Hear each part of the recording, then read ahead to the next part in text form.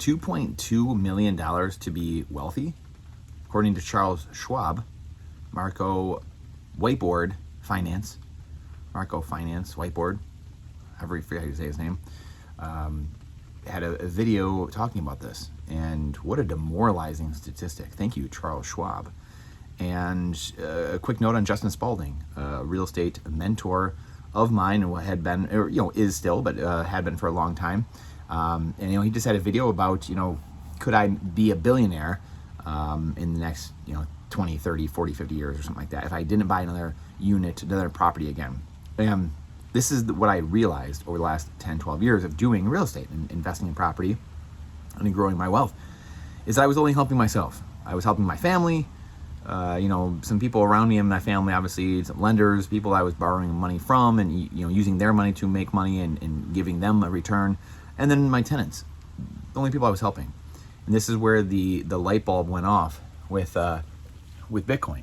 And the greatest game, as Jeff Booth says, that when you have an ability to affect the most amount of people, the wealth gap, in my opinion, it's not climate change, it's not ESG, it's not race or gender. Those aren't the biggest issues. Most of that is all manufactured, made up by media to polarize, divide, and hate on other people. That's the only reason.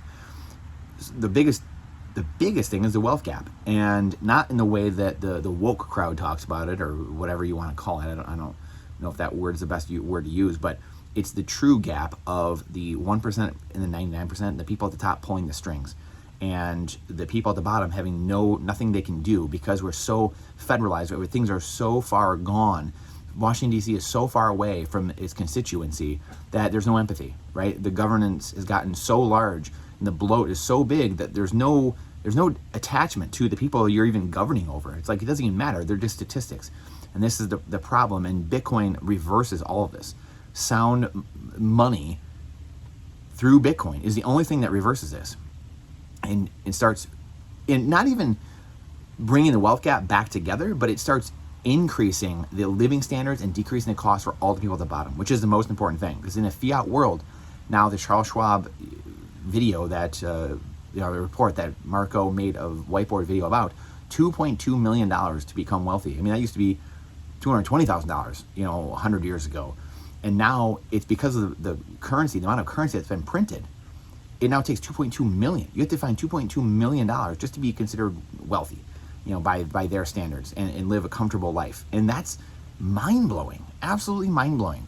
And again, Dave Ramsey will tell you, keep saving those dollars. He has the saving aspect right, but you have to save in the right asset. And this is the problem at the end of the day. You have to be in the greatest game and help the most amount of people possible. Ephemeralization, as Bucky Fuller would say, help the most possible with the least. And you have to save the right asset. You can't save a liability, a fiat currency, at dollars. $2.2 million, that's going to be $10.2 million in about 5 or 10 years. Then it's going to be $50 million in probably about 20 years, because you're going to have to keep finding that currency, because they're going to keep printing more and more exponentially. This is how debt-based systems work. It goes exponential. We're at the exponential curve part. So keep finding those dollars, because that's the only thing you're going to have. That is the only avenue you're going to have to any wealth, is if you exponentially grow your fiat income somehow. If you have Bitcoin, everything in your life gets cheaper over time, because Bitcoin isn't elastic. There's only 21 million, so it grows in value over time because there's less Bitcoin over time, actually, because people lose their keys. They misplace their 12 words, which isn't hard to keep track of, but people will do it, or they will die with the words saved in their head.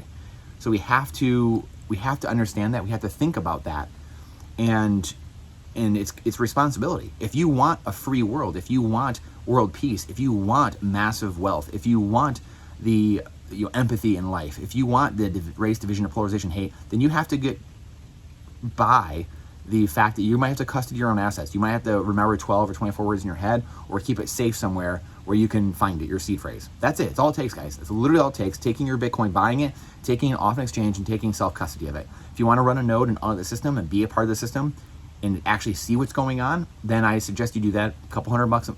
It's all it takes to be part of the actual system and audit what's going on. Otherwise, you can be in with the fiat crowd that's thinking legacy fiat Titanic, that Charles Schwab said you need $2.2 million just to be considered wealthy, or just staying afloat, probably. And then, again, you have, Justin Spalding, someone I look up to, talking, just unfortunately makes me cringe now, thinking, Oh, can I be a billionaire? Well, you can be a billionaire in sats, or you can be a billionaire in dollars. What do you want? Do you want a currency that's going up in value over time and there's less of it over time, so it becomes more scarce? Or do you want fiat dollars that keep being diluted? And I commented on this thing the other day, and he was talking about estate planning, all that, and this. And I was like, yeah, everything's going to be in the hundreds and millions and billions of dollars someday. Everything will, because if the currency is going to zero, because all fiat currencies have gone to zero. There's not one. Zero have gone the distance. Every single one, 100% of fiat currencies have went to zero, meaning infinite prices on everything. Means $100 trillion bills like in Zimbabwe and Weimar Republic and Lebanon, Argentina, and Venezuela, all the cities and countries we're seeing now. This is why this is so important, because the poor and the middle class get crushed in a fiat debt-based system. And what many real estate investors don't understand, business people, Wall Street, politicians, the average person, normies, pre-coiners, no-coiners, non-playable characters, everyone seems to miss, is that we need a new system to go to. It's not leaving capitalism necessarily, it's probably moving to voluntarism, maybe like the libertarianism, like volunteerism, and that form of capitalism. But that's it. It's refitting what we're doing and fixing capitalism. Because we're not in capitalism. We haven't been in capitalism since 1913, since we created the Federal Reserve and started screwing with the money. You can't, by definition, you can't have capitalism. We don't have capital. We have debt. We have a debt-based system we use, especially after 1964 and 1971. We took the silver out of the coins. We took the gold out of the dollars. So what are your thoughts on this? I would love to know, but again, when I see things like this, I cringe. If I could become a billionaire. The beautiful thing is if you are monetizing greed, which is what Bitcoin does, as Nolan Bowerlet points out, Bitcoin is beautiful. One of the million reasons it's beautiful is because it monetizes greed, and it doesn't ask humans to change. It works with human nature instead of against human nature. Fiat currencies work against human nature.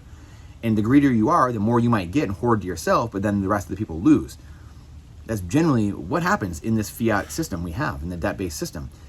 In this world, if you are educating and expanding the system and people are coming to the network, everyone stands to get wealthier over time. And all the prices, as a neutral money, all the prices collapse over time in terms of Bitcoin. Everything, all goods and services, they all trend towards zero. The marginal cost of utility is what things are priced in, and that is always diminishing because technology always increases.